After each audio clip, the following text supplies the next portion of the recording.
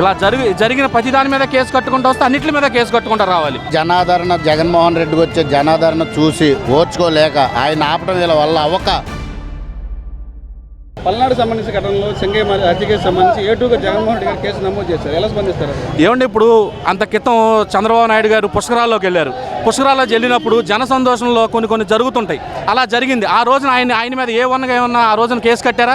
ఇవాళ కొత్తగా కడుతున్నారు. ఈ ప్రతి ర్యాలీల్లోనూ ప్రతి ఆటిల్లోనూ కొన్ని జరుగుతుంటాయి.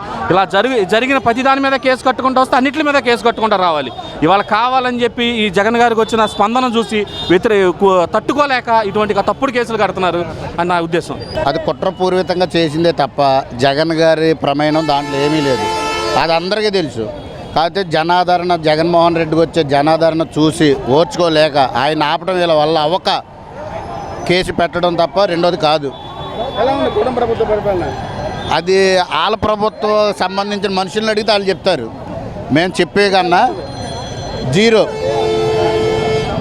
సూపర్ 6 పథకాలు ఎలా ఉంది? సూపర్ 6 మొన్న వేసారు కదండి. సూపర్ 6 అమ్మఒడి తల్లికి వందనం అని ఆంధ్ర రాష్ట్రంలో ఎవరు అంటలేదు దాన్ని, అమ్మఒడి అని అంటున్నారు.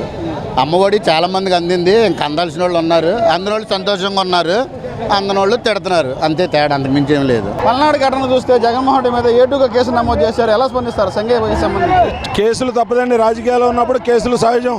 వాళ్ళు పెడతా ఉంటారు ప్రతిపక్ష నాయకుల మీద. తప్పేదేముందండి? జైలు చేయాల్సి వచ్చినా జైలు చేస్తూ ఉంటారు.